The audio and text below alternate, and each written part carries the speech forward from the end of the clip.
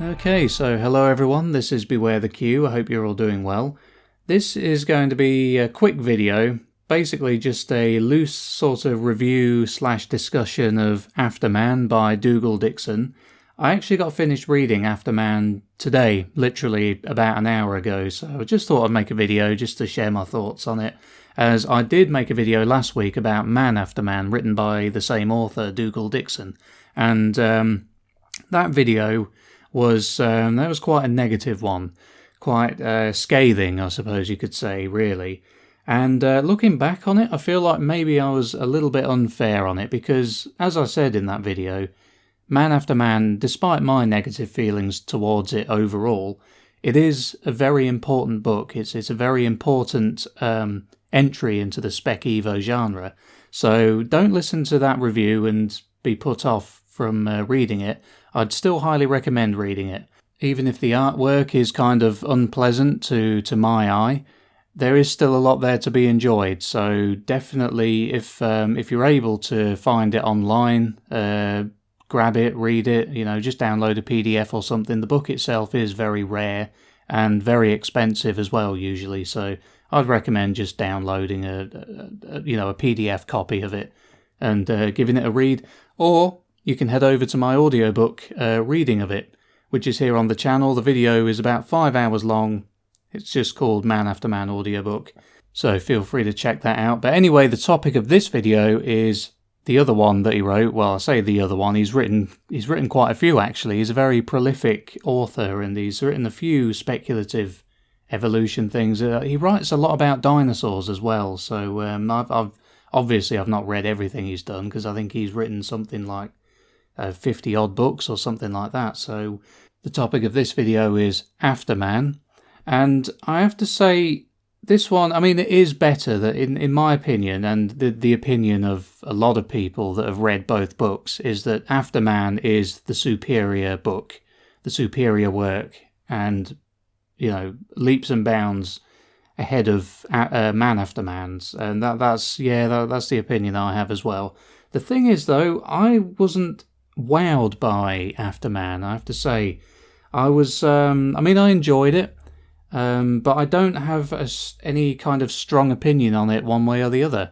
I didn't really get any visceral disgust reaction from this one like I did from the other one. I suppose that is because human beings are not present in this work. It's chiefly concerns animals and how they continue on after human beings have died out or disappeared. I don't think it doesn't really go into detail about what happened to humans. It basically just says that the age of man is over, we're gone, but the animals are carrying on. Which, yeah, fair enough. That is what would happen. It's written very much like a textbook, more so than Man After Man. I think was also meant to be written in the textbook format as well. Afterman is a lot better written, and it's better structured as well. It's certainly, it was an easier read, just overall much better executed than Man After Man was. But like I said, I don't have any. It's kind of hard to have a strong reaction to a textbook or something written like a textbook. It's It lays out the fact. Well, in universe, it lays out the facts. So basically, it's just giving a rundown of each new species and what they're descended from. Some of them are reasonably recognisable from their ancestors that are around today that we would know and recognise. They are very inventive designs, I have to say. And the artwork is a lot more pleasant. You know my feelings on the Man After Man artwork by now, but the Afterman artwork is nice. It's nicely done. Like I said, it doesn't make me feel ill like Man After Man, but as I said, that's probably because these are just animals, not human beings, and so I'm not getting the uncanny valley feeling. Obviously, you're not going to get it from paintings or pictures of future animals, because basically the whole thing with the uncanny valley is that humans, they say, can handle things that look human, and they can handle things that don't look human at all. But things that look almost human but not quite, they provoke a very strong, unpleasant reaction in some people, and that's the response I got from Man After Man. But After Man, yeah, it was a much easier read for me. It was maybe I'm just too, I'm just too much of a lightweight for Man After Man, perhaps.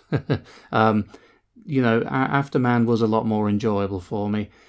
It doesn't go into a lot. So a major criticism I had of Man After Man last time's video was the sort of misanthropic, anti-human attitude that was coming through in the text. This book, it kind of has that, but it doesn't lay it on quite so thick. It's barely there. It's because this story, this work, it doesn't concern humans at all. It's literally, it just concerns how things go on after we're gone. There's not the opportunity there to rag on human beings, I suppose. But, I have been thinking about that a little bit, and it could be that now this is just, I don't know if this is true or not. It's just a thought that occurred to me, so I thought I'd share it. It could be that the really misanthropic attitude that he had in Man After Man is sort of based on his observations when living through the 1980s.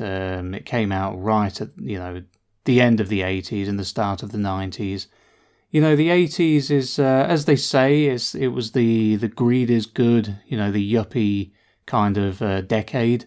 So it could be that he observed a lot of things with the way corporations conducted themselves and their attitudes towards the environment and people and things like that. And, it could be that was sort of feeding his negative views on humanity. It could be something like that. I don't really know, but it was just that is probably a load of nonsense, to be honest. It's just a little thought that I had. There may be something there may not be. It might be a bit of a stretch. It's just it just occurred to me, so I thought I'd just throw it out there. And anyway, going back to the artwork of After Man. Now, I did really like the artwork. I really like the designs of the creatures within the book.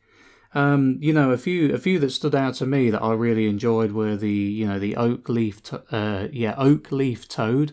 That was really cool, actually, because I think it had something like so it's like a toad, basically, and on its back it kind of has like a fleshy sort of outgrowth that looks exactly like a oak leaf. So it's really cool, this one, because I think it says in the book that it lies sort of half buried in piles of fallen oak leaves, and its tongue looks like an earthworm, and basically it sticks its tongue out and makes it look like an earthworm. That attracts prey, like small mammals, what have you. They come along and then it snaps them up, and I thought that was a really cool sort of inventive predatory style for an animal to have. You see very similar things in nature, in our world in the present day. Animals that disguise themselves and camouflage themselves in certain ways.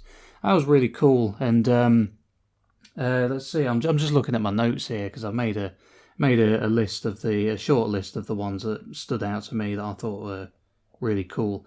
There seems to be a lot of predator rats, they're called. It's basically the descendants of the modern rat.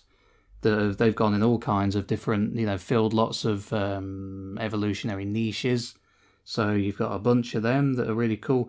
Another one that I liked was the reed stilt. Now that's kind of that's the one that's on the cover of the original printing of After Man. It's kind of like a long, spindly looking creature. It's got like a long elongated face, long spindly legs.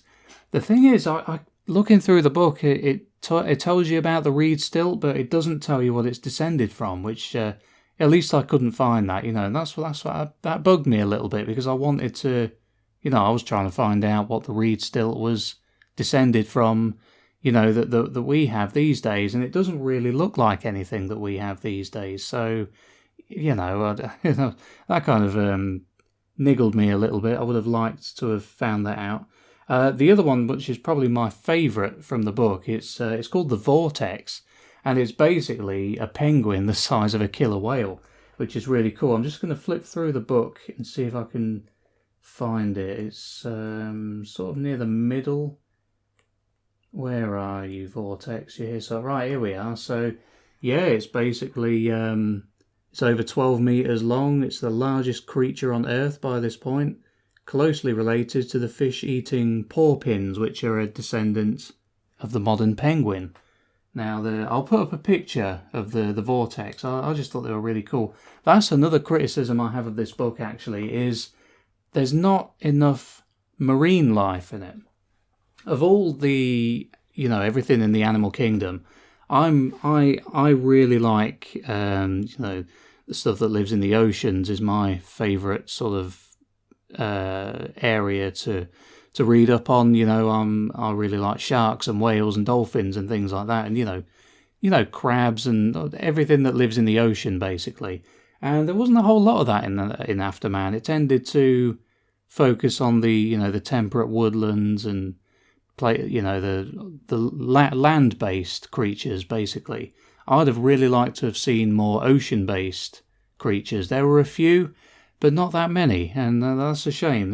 Just from my personal preference, I would have really liked to have seen that. That would be pretty cool to see.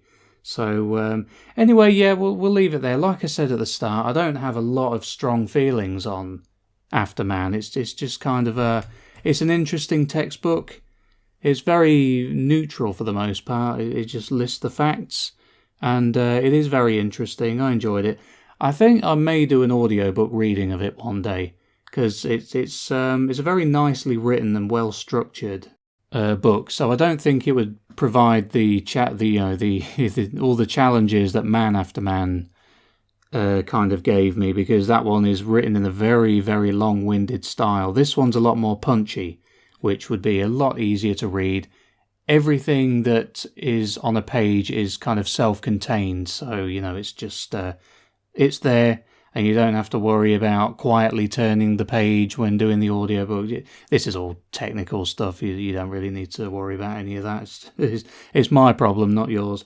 But yeah, anyway, so I think I would like to do an audiobook of it. Speaking of which, speaking of audiobooks, like I said, I've got the Man After Man audiobook.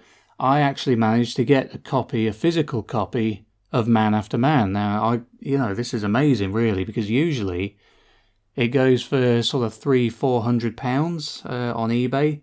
This one I managed to get for £71. And it said in the description that, there's damage to the outer jacket and everything. So I was expecting it to turn up and it would just be in tatters, but there's barely any on it at all. Like it's intact.